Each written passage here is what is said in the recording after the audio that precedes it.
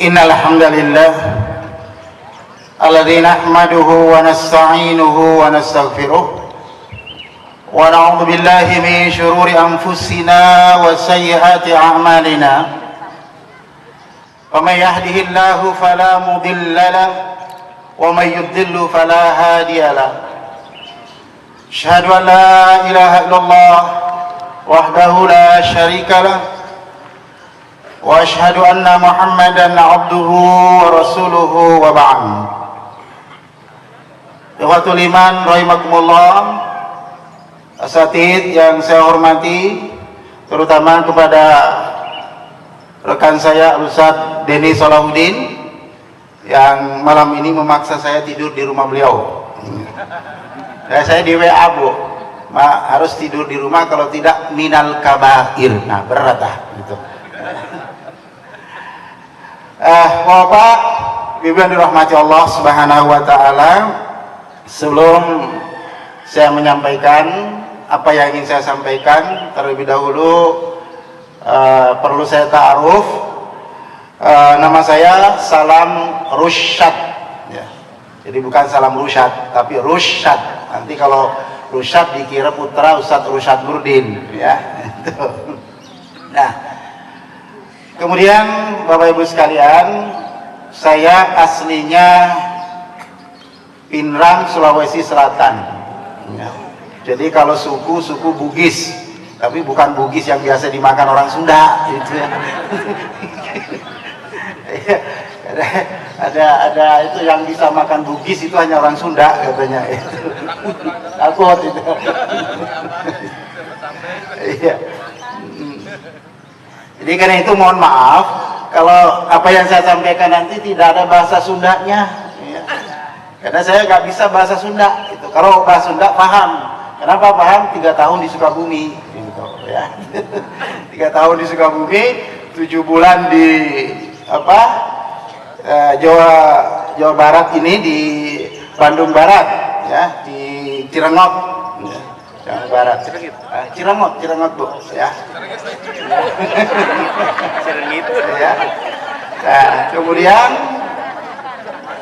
oleh Ketua Umum awal 2018 ditugaskan ke Brebes, Jawa Tengah, di PD Brebes, Jawa Tengah. Nah, sampai sekarang tidak terasa di PD Brebes, alhamdulillah mulai saya ada di sana.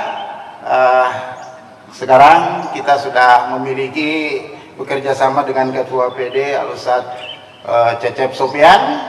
Kita sudah punya tahfidz Al-Quran ya. Tahfidz Al-Quran yang fokus kepada hafal Quran, bahasa Arab dan bahasa Inggris, itu saja ya. Baik, alhamdulillah pagi ini saya mendapatkan kehormatan untuk bisa berbicara, bersilaturahim dan bertazkirah dengan para jamaah di tempat ini. Mudah-mudahan Allah Subhanahu wa taala selalu meridhoi langkah-langkah kita semuanya. Hadirin Allah Subhanahu wa taala, tema kita pada pagi hari ini itu adalah kewajiban melaksanakan syariat Islam dan kaifiyatnya menurut Al-Quran dan Sunnah. Tadi sudah dimukadimai oleh MC. Pertama perlu kita ingat bahwa Allah Subhanahu wa taala telah mengatakan di surah Al-Maidah ayat 3, A'udzubillahi minasyaitonirrajim, Al-yauma akmaltu lakum dinakum wa atmamtu alaikum ni'mati wa raditu lakumul Islam madina. Al-yauma, sejak hari ini, Yaumul Jum'ah, hari Jum'ah, tanggal 9 Zulhijjah, tahun 9 Hijriah ya. Jadi hari Jumat tanggal 9 Zulhijjah ya. Kemudian tahun ke-9 Hijriah, ba'dah zuhur ya. Turun ayat ini di mana? Di Arafah ketika Nabi SAW wukuf. Apa yang dikatakan oleh Allah? Akmaltu lakum dinakum. Aku telah menyempurnakan pada kalian dinakum, panduan hidup kalian. Saya lebih cenderung kalau menemukan kata ad-din di dalam Al-Quran itu tidak mengartikan agama. Kenapa? Karena pengertian agama di telinga orang Indonesia itu sudah rusak. Coba kalau saya sebut artinya agama, yang muncul di benak bapak-bapak, ibu-ibu apa? Yang pasti terbayang sholat, ya, zakat, puasa, itu ibadah, ritual itu. Nah, padahal Islam tidak sebatas itu. Karena itu saya lebih mengartikan dinakum, panduan hidup kalian, tuntunan hidup. Karena memang kalau kita lihat arti bahasa, kalau kita buka umpamanya di dalam kamus Mu'jamul Wasit, kata ad-din itu diartikan nizamul hayah, tata tertib hidup, panduan hidup. Dan inilah yang dijanjikan oleh Allah di awal ketika Allah akan menurunkan Adam ke bumi, ketika Allah mengatakan ihbitu minha jami'a, sudah waktunya sekarang kalian turun ke bumi. Ya, karena itu Bapak Ibu sekalian, saya selalu menyampaikan, manusia itu bukan makhluk bumi, tapi manusia itu adalah makhluk planet. Jadi bukan alien yang makhluk planet, manusia yang makhluk planet.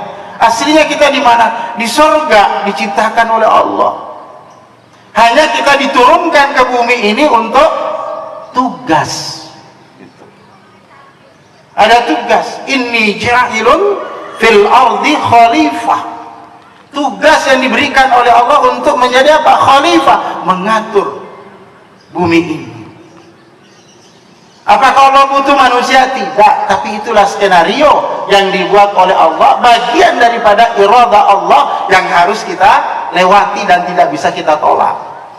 Amanah utama yang diberikan oleh Allah kepada kita itu adalah amanah khilafah, mengatur bumi ini dengan aturan dan sistem Allah. Itulah makanya Allah katakan kepada Adam, fa imma ya'tiyannakum minni huda, turunlah kalian ke bumi Adam, nanti aku akan berikan kepadamu huda. Fa imma ya'tiyannakum huda, nanti aku akan turunkan hudan, al-huda, petunjuk. Faman tabi'a hudaya, siapa nanti yang mengikuti petunjukku, fala khaufun alaihim wala hum yahzanun, maka kelak tidak perlu dia merasa takut dan tidak perlu akan dia bersedih. Di saat seluruh manusia takut, maka orang yang mengikuti petunjukku hudaya tidak perlu dia takut. Di saat seluruh manusia bersedih, maka orang yang mengikuti petunjukku tidak perlu bersedih. Sudah sedari awal dijanjikan oleh Allah Subhanahu wa taala. Karena itu kita yakini sejak Adam sampai sekarang itu Allah menurunkan aturan-aturan panduan hidup yang harus dilewati oleh manusia. Kenapa? Nah, ini Ibu. Ingat, iblis sejak awal ketika ia tahu bahwa Allah akan menurunkan manusia ke bumi, sedari awal iblis sudah tidak redha. Karena menurut Ibnu Abbas, sebelum manusia diciptakan, penghuni awal bumi itu bangsa jin. Ya. Jadi justru jin itu yang penghuni asli. Ya. Tuh, bukan manusia, kita mah diturunkan ke sini. Ya. Karena itu dia tidak suka kalau manusia ini mengambil alih. Itulah makanya saya singkat, karena kalau ini bercerita, saya menyelidiki Quran dan Sunnah itu, akhirnya saya menyimpulkan, saya buat tulisan, ya, mengenal setan dan antek-antek setan. Nah, itu, ya, tuh, ya, ngeri tuh, ya. Ya, tapi ngeri judulnya. Nanti kalau dibahas, oh ini, gitu, ya. Kita tahu, jangan sampai kita ini menjadi antek-antek setan, gitu. Kan bahaya, gitu. Nah, baik dari Allah Subhanahu wa taala. Karena itulah sedari awal ketika iblis disuruh menghormat kepada Adam, dia tidak mau. Yang dengan proses-proses kemudian Allah akhirnya memberi vonis, ya. Aba wastakbara wa kana minal kafirin. Iblis itu enggan, tidak mau membangkang kepada perintah Allah. Karena dia membangkang, maka kana minal kafirin, divonislah Allah menjadi hamba Allah yang kafir. Nah, karena sudah dilaknat oleh Allah, divonis, iblis tahu. Iblis terima, mau diapakan? Allah sudah putuskan. Ya. Mau dirubah nggak mungkin kalau Allah sudah putuskan. Akhirnya hanya minta izin. Kalau begitu ya Allah, saya minta izin. La'ughwiyannahum ajmain. Aku bersumpah, fabi izzatika, dengan keagunganmu, aku akan menyesatkan seluruh manusia. Illa qalila, kecuali sedikit. Minhum, ya, illa ibadaka, kecuali yang menghambakan dirinya kepadamu, minhumul mukhlasin, yaitu kelompok al-mukhlasin. Nah, ini dari iblis dari awal sudah menginginkan itu. Maka Allah tahu kalau manusia tidak diberi tuntunan hidup, tidak diberi panduan hidup oleh Allah, maka manusia ini pasti akan menjadi pengikut iblis. Itu Allah sudah tahu. Kenapa? Ya Allah, ketika iblis minta izin, apa kata Allah? Apakah Allah melarang? Tidak. Silahkan, kata iblis, idhab, silahkan iblis. Faman tabi'aka minhum, siapa yang menjadi pengikutmu dari manusia, la'amla'anna jahannama minkum ajmain, aku akan isi neraka jahanam dengan kalian semua, iblis dan pengikut-pengikutmu. Enggak dilarang oleh Allah, malah dipersilahkan. Itu iblis itu cerdas, Bapak Ibu sekalian. Ya. Makanya tadi malam kita ngobrol-ngobrol di mobil, ada ini, saya bilang biasa. Kalau profesor yang goda itu profesornya setan juga. Kalau ustadz, ya ustadznya setan. Gitu. Ya nggak mungkin lah. Iblis sudah lebih pintar dari awal. Apalagi jin-jin yang mengikuti iblis kan tidak akan mati ila yaumil qiyamah. Makanya kalau kita buka di Al-Quran nanti, setiap kita ini oleh iblis dikirim pasukan, setiap orang 4 setan. Nah, tinggal hitung aja berapa orang yang hadir kali 4, sekian setan yang hadir. Gitu. Contoh apa? Itu tadi menghalangi manusia. Nah, begitu Ibu Bapak SWT. Nah, karena itulah Allah Subhanahu wa taala menurunkan petunjuknya, dan kepada kita alhamdulillah sebagai syariat terakhir, tuntunan terakhir yang Allah turunkan, yaitu Al-Quran.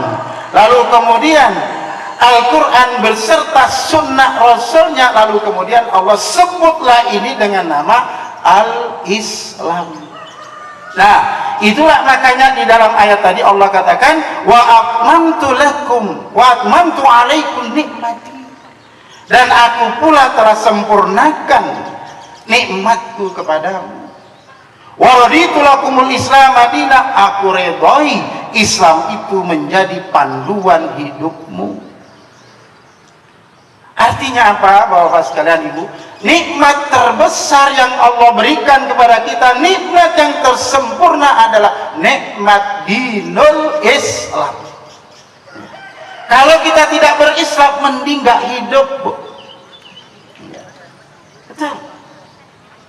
Mending gak hidup kalau kita tidak berislam. Kenapa? Karena akan celaka nanti. Maka ini yang harus kita syukuri, gitu.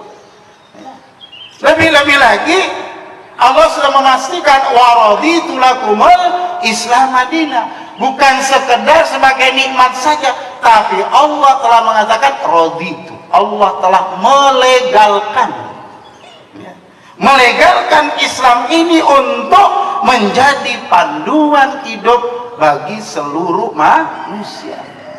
Nah, karena itu kalau berdasarkan ayat ini, selain daripada Islam itu adalah panduan hidup ilegal. Maaf ini ya kalau agak ya seperti itulah adanya, mohon maaf ya. Orang timur ini kalau bicara suaranya seperti inilah Bu ya, mohon maaf ya. Dan mohon maaf saya juga terbiasa itu bicara apa adanya, gak nambahin gak ngurangi dari Quran gitu ya. Nah, jadi oleh Allah sudah dikatakan dengan ayat itu diberikan pemahaman kepada kita bahwa selain Islam tidak diridhoi oleh Allah. Makanya saya katakan dalam pembinaan, dalam kajian-kajian saya katakan Islam itulah yang diridhoi oleh Allah, Islam itulah yang dilegalkan oleh Allah setelah Nabi Muhammad diutus. Agama yang legal, panduan hidup yang legal itu adalah Islam. Ghairul Islam itu adalah panduan yang hidup yang ilegal. Itulah makanya Allah sudah mengatakan di surah Ali Imran itu ayat 19, Allah sudah foniskan inna dina indallahil Islam. Panduan hidup agama yang diridhoi oleh Allah hanyalah al-Islam. Nah, itu keyakinan kita sebagai seorang muslim. Itu. Mereka berkeyakinan lain itu lakum dinukum waliyadin, kan begitu. Kan damai sebenarnya kalau kita begitu, jangan tidak saling mengorek-ngorek akidah. Keyakinan kami sebagai orang mukmin bahwa panduan hidup yang dilegalkan Allah hanya Islam, selain Islam itu panduan hidup ilegal. Silakan. Yang lain menganggap, oh saya Islam ilegal, ya itu urusan Anda. Kami nggak akan marah. Gitu. Ya. Kalau di perjanjian baru kan begitu. Saya juga pernah belajar Injil, Bu. Setahun saya belajar Injil. Ya. Dulu ketika kami di Bangil, tahun terakhir itu pasti belajar yang namanya Kristologi. Gitu. Ya, saya minta Injilnya ke gereja. Ya, kalau di pesantren kami di Bangil dulu hadap-hadapan dengan gereja. Saya minta aja Injil ke gereja. Buat apa, Pak? Mau dipelajari di pesantren, seneng minta mau dipelajari di pesantren. Dikira kita mau ikut. Gitu. Padahal kita cari kelemahannya, gitu ya. Nah, kalau di dalam perjanjian lama kita itu disebut apa? Domba-domba yang tersesat, gitu. Manakah kita marah? Tidak. Lebih kasar. Mereka menganggap kita ini domba, berarti mau disembelih. Makanya kenapa perang salib begitu sadisnya? Ya, kenapa? Karena di luar Islam, di luar mereka dianggap domba. Domba ini perlu disembelih, untung aja nggak disate. Gitu. Nah, kalau Islam kan tidak, walaupun kita beda agama, kalau tuh terjadi pertempuran tidak sampai seperti itu. Karena tetap kita anggap itu manusia. Hanya ini manusia yang perlu diluruskan. Tidak sampai perang pun dalam Islam tujuannya bukan untuk membunuh, tapi untuk terkadang harus memaksa orang itu tunduk, bukan masuk Islam, tapi tunduk kepada syariat Islam. Adapun masuk itu urusan masing-masing kan. Wa man syaa'a falyu'min wa man syaa'a falyakfur. Siapa yang mau beriman silakan, yang mau kafir silakan. Kan Allah begitu. Cuman Allah jelaskan, yang beriman itu berujung ke surga, yang kafir berujung ke neraka. Jadi sudah, nanti hasilnya masing-masing. Makanya kalau yang di neraka nanti kan kata Allah, fala talumuni walumu anfusakum. Kamu jangan salahkan aku, salahkan sendiri dirimu. Gitu. Sudah dulu diberikan jalan, ini kamu milih. Gitu. Nah, untuk itulah Bapak Ibu sekalian dirahmati Allah Subhanahu wa taala, maka sebagai tugas utama kita yang diberikan oleh Allah turun ke bumi sebagai tugas ibadah pengabdian kepada Allah Subhanahu wa taala, untuk kita sekarang apa tugas pengabdian itu? Allah turunkan Quran. Quran itulah yang harus kita jalankan. Kalau umat-umat dahulu tentu saja syariat yang Allah turunkan, kitab yang Allah turunkan, tapi kita umat Muhammad dan setelah Nabiullah Muhammad diutus, wa ma arsalnaka illa kafatan linnas, wahai Muhammad, kamu saya tidak utus kecuali untuk seluruh manusia. Makanya Nabi Muhammad itu adalah nabi dan rasul untuk seluruh manusia, bukan hanya nabi dan rasul bagi umat Islam. Itu ini harus diperbaiki itu. Kalau kita mengatakan Nabi Muhammad itu rasulnya umat Islam, nabinya umat Islam, itu artinya kita mengakui benar agama lain. Paham Bapak Ibu? Jangan, Nabi Muhammad untuk seluruh manusia. Setelah beliau diutus, seluruh manusia harus bernabi dan berrasul kepada Muhammad sallallahu alaihi wasallam. Hanya kata Nabi Muhammad, umatku memang terbagi dua kelompok besar. Kullu ummati yadkhulunal jannah illa man aba. Aku beri jaminan, kata Nabi, seluruh umatku akan masuk surga illa man aba, kecuali yang tidak mau. Ditawari surga dia nggak mau. Makanya sahabat bertanya, ya Rasulullah, wa may ya'ba, kok aneh, sudah diberi jaminan seluruhnya masuk surga, kok ada yang nggak mau ke surga? Lalu kata Nabi, man ata'ani dakhalal jannah. Siapa yang mengikutiku, taat mengikuti ajaranku, itu yang akan masuk surga. Wa man asani, siapa yang durhaka menentangku, tidak mengikuti ajaranku, faqad aba, itu yang tidak mau ke surga. Terbagi dua kelompok besar. Ada yang ikuti ajaran beliau, yaitu Islam, ada yang tidak mau mengikuti ajaran beliau. Tuh. Ikhwatul iman rahimakumullah, Bapak Ibu yang Allah Subhanahu wa taala. Nah, untuk itu Allah mempertegas setelah turunkan, wa may yabtaghi ghairal islami dina falan yuqbala minhu wa huwa fil akhirati minal khasirin. Setelah Allah katakan Islam sempurna lalu dilegalkan oleh Allah, maka kemudian Allah tegaskan, siapa saja yang mencari panduan hidup selain Islam, ghairul Islam, maka fala yuqbala minhu. Seluruh aktivitas ibadahnya, seluruh bentuk pengabdiannya kepada Allah, la yuqbala minhu, selamanya tidak akan diterima oleh Allah. Wa huwa fil akhirati minal khasirin, dan nanti di akhirat digolongkan dalam kelompok orang-orang yang merugi. Ya. Kerugian yang sesungguhnya, Bapak Ibu sekalian, itu adalah kerugian kalau manusia itu diletakkan dan dimasukkan oleh Allah ke neraka selama-lamanya. Itulah kerugian yang abadi. Rugi di dunia, rugi perdagangan, rugi begini, itu sementara. Tapi rugi yang disebutkan oleh Allah adalah rugi jikalau manusia itu dimasukkan di dalam neraka menjadi abadan. Ahlun nar abada, menjadi penghuni neraka selamanya. Itulah khosirin. Nah, untuk itulah Bapak Ibu sekalian Allah Subhanahu wa taala, karena Allah sudah terangkan seperti tadi, Allah meridhoi Islam dan diakui, kemudian Allah ingatkan kepada kita bahwa jangan sampai dalam kehidupan kamu mencari-cari yang lain. Islam aja fokus. Ya. Jadi mari kita berislam apa adanya. Ya. Apa adanya dari mana? Apa adanya dari Quran dan apa adanya dari As-Sunnah. Gak usah kemana-mana. Sudah cukup. Gitu. Nah, untuk itulah Rasulullah SAW mengajarkan kepada kita agar kita punya prinsip, yaitu apa? Raditu billahi rabba, ya, wa bi Muhammadin rasulah, wa bil islami dina. Raditu billahi rabba, aku redha Allah sebagai Rabb, Allah sebagai Tuhan.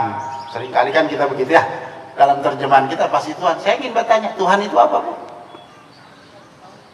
Ada yang tahu? Nah, ini bahaya gitu ya. Ya itulah makanya kita ini umat Islam Indonesia kok terlambat gitu ya. Ya. Kenapa? Di awal saja di Al-Fatihah kita sudah bingung. Begitu alhamdulillahirabbil alamin, segala puji bagi Allah Tuhan semesta alam. Paham, Bu, maknanya? Tuhan semesta alam? Paham? Yakin bingung Tuhan semesta alam. Tapi coba kalau kita artikan Rabb menurut pengertian Al-Quran. Segala puji bagi Allah, Rabbul Alamin, pencipta alam semesta. Paham kan? Oh, begitu. Kan itu makna rob yang diterangkan oleh Allah di Quran kan? Ya ayuhan nasu ubudu rabbakum. Siapa rabbakum? Alladzi khalaqakum. Salah satu maknanya itu. Coba dibawa ke situ. Wah, paham kita cepat Islam ini berkembang. Karena itu jangan dianggap terjemahan-terjemahan yang begitu itu tidak ada misinya. Ada misinya supaya orang Islam ini nggak paham Islam. Ya. Agar tauhidnya nggak beres. Gitu. Padahal kalau dipahami dari awal Al-Fatihah saja sudah cukup. Gitu. Ya. Dan ini Allah Subhanahu Wa Taala. Wa bi Muhammadir Rasulullah. Saya redha Muhammad sebagai Rasul. Redha apa? Sebagai panduan, contoh, suri, teladan. Wal bil Islami dina. Dan saya juga mengakui bahwa Islam sebagai panduan hidupku. Itu komitmen kita, Bapak Ibu sekalian. Nah, untuk itulah, karena dalam kehidupan kita, para orang tua kita sejak awal sudah membaca. Bangsa Indonesia ini walaupun Islam, tapi belum melaksanakan Islam secara keseluruhan. Maka kemudian para pendahulu kita, para orang tua kita, pendiri Jamiah Persatuan Islam merumuskan suatu kalimat, Jamiah persis bertujuan terlaksananya syariat Islam berlandaskan Al-Quran dan As-Sunnah secara kafah dalam segala aspek kehidupan. Ini seluruh jamaah di samping hafal Quran, hafal hadis, ini di Qanun Asasi pasal 3 harus hafal itu. Terutama para tasyil, jangan sampai ditanya tujuan persis. Aku agak tahu, jangan sampai. Itu ada tujuannya. Terlaksananya syariat Islam secara kafah, secara keseluruhan. Nah, karena itu Bapak Ibu sekalian, dari ayat dan isma itu memberikan gambaran kepada kita bahwa berarti kita ini wajib melaksanakan syariat Islam. Kalau tidak, bahaya. Apa syariat Islam itu? Gampang. Yang ada di Quran. Mulai dari Bismillah di Al-Fatihah sampai minal jinnati wan nas di surah An-Nas. Penjelasannya lewat sunnah. Itulah yang wajib kita amalkan. Itulah yang wajib kita amalkan. Makanya tadi di mukadimah sudah disampaikan. Bukan hanya membaca. Gitu. Ya betul, harus dipelajari, membaca, belajar tahsinnya. Jangankan kita, Nabi aja belajar tahsin gitu. Padahal beliau sudah orang Arab. Kata Allah kan, idza qara'nahu fattabi' qur'ana. Muhammad, nanti kalau kami bacakan, ikuti bacaannya. Nah, itu Nabi belajar tajwid gitu. Jadi jangan nggak belajar tajwid. Nabi aja belajar tajwid, dituntun oleh Jibril gitu ya. Begitu diturun bacanya. Setiap Ramadan murajaah. Makanya ada namanya apa? Tadarus. Nabi aja belajar itu cara bacanya, padahal beliau sudah orang Arab, pakai bahasa Arab Quraisy asli, Arab asli, pakai shot. Ya, asli. Ya. Kalau Arab sini kan asli gitu ya. Ya. Ya. Kalau Arab Indonesia itu asli pakai sin. Kenapa? Ya bapaknya Arab, ibunya Sunda, asli gitu. Gitu. Kalau Nabi itu asli pakai shot gitu. Ya itu aja masih belajar gitu ya. Nah, baik. Bapak Ibu sekalian, setelah kita meyakini bahwa Islam wajib kita amalkan secara kafah yang ada di dalam Al-Quran, mulai dari basmalah sampai minal jinnati wan nas di surah An-Nas, dari Al-Fatihah sampai An-Nas, itu yang wajib kita amalkan. Lalu bagaimana kita mengamalkan? Saya singkat, ada 3 ya. Bahwa dalam pelaksanaan syariat Islam ini tetap harus mengikuti tuntunan, nggak boleh sembarangan. Itulah makanya perlu kita ilmunya. Allah memerintahkan kita harus mengikuti, melaksanakan. Pelaksanaan itu tidak boleh ngarang, harus tetap mengikuti apa yang diperintahkan oleh, karena aturan perkara di antara mereka putuskan menurut hukum dan aturan yang Allah telah turunkan. Jangan kamu mengikuti hawa nafsu mereka dengan meninggalkan kebenaran yang telah datang kepadamu. Harus mengikuti petunjuk, tidak boleh berdasarkan hawa nafsu manusia. Nah, karena itu dalam ibadah makwah hadis yang paling terkenal di kita, man amila amalan laisa alaihi amruna fahuwa rad. Barang siapa yang melakukan suatu amal yang di situ tidak ada amruna, tuntunan garis dari kami, kata Nabi, fahuwa rad, maka ibadahnya tertolak. Ibadahnya tertolak. Iya, kalau hanya tertolak, kosongan, nggak dapat apa-apa.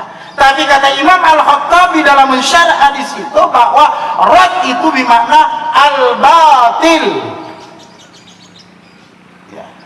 Rad itu bukan sekedar batil, tertolak, tapi itu adalah batil. Berarti melakukan sesuatu yang batil. Boleh tidak melakukan sesuatu yang batil? Tentu tidak boleh. Melakukan sesuatu yang batil ada konsekuensinya apa? Berdosa. Itu. Nah, makanya perlu tuntunan itu, Bapak Ibu sekalian. Jadi bukan sekedar zong saja kalau kita melakukan sesuatu tanpa dasar. Tapi di situ ada risiko, yaitu risiko dosa. Kenapa? Karena yang kita lakukan berarti sesuatu yang batil. Nah, Bapak Ibu sekalian Allah Subhanahu wa taala, dalam melaksanakan syariat Islam menurut Al-Quran ada 3 hal yang harus kita lakukan. Perhatikan. Pertama, bahwa Islam ini harus dilaksanakan secara murni. Dan lagi dilaksanakan secara murni. Dalam melaksanakan syariat kita tidak boleh kita mencampur aduk ajaran ini dengan yang lain-lain. Mencampur ideologi, keyakinan ataupun panduan-panduan hidup yang dibuat oleh manusia.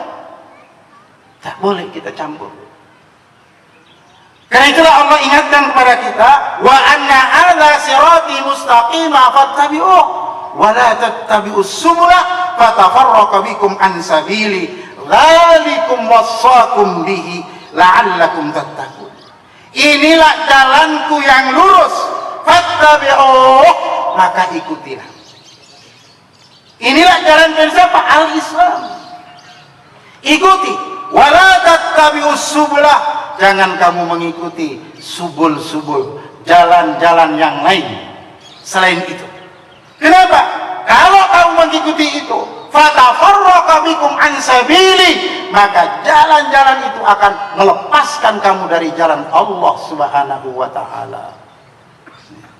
Dzalikum wassaqum bih. Itulah yang Allah perintahkan kepada kalian agar kalian itu menjadi orang yang bertakwa. Nah, dalam menjelaskan hadis ini Allah Subhanahu wa taala, Rasulullah sallallahu alaihi wasallam sebagaimana diceritakan sahabat Ibnu Mas'ud, beliau menggaris suatu garis lurus, lalu kemudian di kanan kiri itu diberi garis-garis kecil. Lalu Nabi SAW mengatakan, hadhis sirat, inilah jalan yang lurus itu. Lalu kanan kirinya kata Nabi, wa hadhihi subulun mutafarriqah, dan inilah jalan-jalan yang mutafarriqah, yang akan memisahkan kalian dari Islam. Ala kulli sabilin minha syaitan yad'u ilaih. Setiap jalan-jalan yang ada di sekitarnya itu pasti ada setan. Ya. Ada setan yang apa? Yang mengajak kamu ke situ. Lalu Nabi membaca ayat tadi. Wa anna hadza sirati mustaqima, dan seterusnya fattabi'u. Nah, hadirin dan Allah Subhanahu wa taala, Rasul sudah menjelaskan. Berarti dari hadis ini kalau kita lihat, setelah Rasul jelaskan, berarti siratan mustaqimah itu adalah dinul Islam. Di luar subulun mutafarriqah tadi, itu adalah panduan hidup selain Islam. Dan kalau kita melihat dari apa yang dikatakan oleh Nabi, panduan-panduan hidup di luar Islam, apakah itu yang namanya sosialis, apakah itu yang namanya liberalis, apakah itu yang namanya moderasi beragama, atau yang dikatakan dengan Islam Nusantara, semuanya itu agama setan. Jelas hadisnya kan begitu. Itu produk setan. Setannya membisikkan kepada manusia, lalu dia diberi wahyu kan begitu. Setan itu juga memberi wahyu. Wahyunya apa? Wahyu iblis namanya. Selalu menyalahi apa yang diberikan oleh Allah. Tuh. Nah, karena itu Nabi mengajarkan. Makanya ketika itu kemudian Allah turunkan mengingatkan kepada Nabi. Setelah Nabi SAW di Madinah syariat sudah mulai sempurna, Allah ingatkan kepada nabinya, ya ayuhan nabi, coba khusus ya ayuhan nabi, nabi diingatkan, apalagi kita. Ittaqillah, pertama kali hendaklah kamu bertakwa, takutlah kamu kepada Allah. Wala tuti'il kafirina wal munafiqin, innallaha kana aliman hakima. Wahai Nabi, pertama, kamu hendaklah selalu takut, bertakwalah kamu kepada Allah, takutlah kamu kepada Allah. Kedua, jangan sampai kamu mengikuti orang-orang kafir, utamanya orang-orang munafik. Innallaha kana aliman hakima, Allah lah zat yang maha mengetahui, dan Allah yang hakimah, yang paling bijaksana hukumnya. Lalu apa kata Allah selanjutnya? Wattabi ma yuha ilaika min rabbik innallaha kana bima ta'maluna khabir. Ikuti saja apa yang Allah telah wahyukan kepadamu. Allah maha mengetahui apa yang kamu kerjakan. Di ayat lain di surah Al-A'raf Allah katakan, ittabi'u ma unzila ilaikum min rabbikum wa la tattabi'u min duni awliya qalilan ma tadhakkarun. Allah ingatkan secara umum. Kalau tadi khusus kepada Nabi, sekarang secara umum. Ittabi'u ma unzila ilaikum. Wahai manusia, ikuti apa yang telah diturunkan kepadamu dari Rabbmu. Wala tattabi'u min duni. Kamu jangan mengikuti selain yang Allah turunkan itu.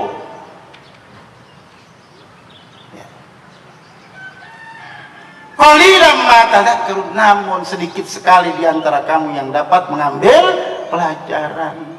Nah, karena itu Bapak Ibu sekalian, setelah Nabi SAW menerapkan Islam di Madinah, Madinah sudah menjadi Madinatul Munawwarah, Nabi sebagai pimpinan tunggal, Nabi hanya mengikuti tuntunan. Nabi tidak pernah memerintahkan sahabat, sahabat fulan, coba kamu pergi ke Romawi, kunjungan resmi ke sana, mempelajari bagaimana tata cara membuat undang-undang di sana. Nabi tidak pernah ngutus sahabat, coba kamu ke Persia, studi banding ke Persia. Ya, bagaimana mereka mengatur rakyatnya, bagaimana mereka ini itu. Tidak pernah Nabi ngutus begitu. Tidak pernah. Cukup saja beliau mengikuti wahyu. Makanya kenapa ditolong oleh Allah, diberi kemenangan oleh Allah. Begitu terus diikuti oleh para sahabat sampai kemudian Islam bisa berkuasa sebegitu luas. Kenapa? Mengikuti, melaksanakan Islam hanya murni dari Al-Quran, hanya murni dari Sunnah Rasul Sallallahu Alaihi Wasallam, tidak menoleh kepada yang lain-lain. Nah, kalau kita kan lain, begitu membuat undang-undang, saya dibanding ke Amerika, saya dibanding ke Italia, saya dibanding ke sana kemari. Itu yang ada. Kenapa tidak ada yang saya dibanding ke negeri Islam? Ini yang jadi masalah. Ya nggak tahu lah. Ya, nah, jadi ini Allah Subhanahu Wa Taala. Jadi bukan hanya, ya, jangan, ini juga harus kita perbaiki. Jadi bukan hanya ibadah mahdoh saja yang harus murni. Jangan hanya pada ibadah mahdoh, karena seluruhnya harus kita lakukan, tidak boleh pilih-pilih nanti. Maka seluruh panduan hidup kita pun dalam mengatur seluruhnya, baik dalam berbangsa dan bernegara, itu harus murni dari ajaran Islam. Coba baca sirah Nabi, tidak pernah sama sekali Nabi itu menoleh ke kanan ke kiri, saya dibanding ke sana, saya dibanding ke situ dalam mengatur masyarakat Madinah. Tidak pernah. Dia hanya lempeng, ngikuti petunjuk Allah, ngikuti Quran, ngikuti wahyu dari Allah Subhanahu wa Ta'ala. Nah, ini yang pertama, dilaksanakan secara murni tanpa menoleh ke sana, tanpa menoleh ke situ. Ya, maka kalau Islam itu dicampur dengan yang dari luar, jadi rusak, Pak. Ya, jadi rusak. Makanya Allah ingatkan kepada kita apa? Wala talbisul haqqa bil batil. Gitu Qur'annya. Al-haq. Kamu jangan campur aduk al-haq. Apa al-haq di situ? Islam. Jangan kamu mencampur aduk al-haq. Ajaran Islam yang benar dari Allah itu bil batil, dengan ajaran-ajaran yang batil yang lain. Kenapa kalau Allah sebut batil? Karena di ayat lain Allah mengatakan wa dzalika annallahu wal haq wa ma yad'u ilaihi wal batil. Ya. Begitulah apa yang Allah sampaikan, itulah yang hak, dan apa yang diserukan oleh selain dari Allah manusia itu adalah semuanya batil. Karena itu Bapak Ibu sekalian, hendaklah kita menjadi sebuah keyakinan dalam hidup kita bahwa aturan apapun di dunia ini selain daripada Islam, sebagus apapun aturan itu, bersumber dari akal manusia, dari hasil hawa nafsu manusia, maka itu tetap masuk dalam al-batil. Itu al-haqqu min rabbik, yang hak, yang bisa katakan oleh Allah hak, itu hanya yang bersumber dari Allah. Apa yang bersumber dari Allah? Al-Islam, dinul Islam, yang Allah sudah redhoi untuk menjadi panduan hidup buat kita. Maka selain itu apapun itu namanya agama lain, sosialis kah, ini kah, apalagi PKI, batil. Maka tidak boleh Islam dicampur-campur. Makanya kalau kemudian Islam dicampur, nah itulah jadilah Islam Nusantara. Gitu. Yang Allah turunkan al-Islam, lihat itu, menggunakan kata al-ta'rif, al-Islam yang dibawa oleh Nabiullah Muhammad Sallallahu Alaihi Wasallam. Maka kalau ditambahi embel-embel di dalam, berarti itu bukan Islam yang dibawa oleh Nabi Muhammad. Makanya saya katakan tadi, semuanya itu adalah batil. Kenapa? Karena itu produk akal manusia yang dipandu oleh hawa nafsu. Campur aduk, kesyirikan dipelihara, itu dipelihara itu. Nah ini, nanti paling bilang ini yang bicara radikal ini, terserahlah. Ya kalau kopi radik itu bagus, murni kan. Nah itu. Jadi kalau disebut radikal gak usah takut, Bu. Itu adalah orang yang mengamalkan Islam secara murni. Itu. Dibangga malah kalau saya dikatakan radikal. Alhamdulillah. Saya bukan Islam yang moderasi. Moderasi beragama Allah yang dimaksudkan. Itu adalah perusak. Itu adalah bisikan setan itu. Moderasi beragama. Bukan sekarang itu adalah mazhab Abu Jahal, Pak. Mazhab Abu Jahal itu yang moderasi beragama. Makanya kita baca ayat sababun nuzul dari Al-Isra ayat 73, 74, 75, itu adalah sebabun nuzulnya karena moderasi beragama. Setelah turun Al-Kafirun, orang kafir sudah melihat gak mungkin Nabi Muhammad diajak kompromi, maka diutuslah utusan. Wahai Muhammad, sudah kami tahu bahwa kamu tidak akan ikut karena Tuhanmu sudah melarang kamu mengikuti kami, tapi cobalah engkau menghargai kami, Muhammad.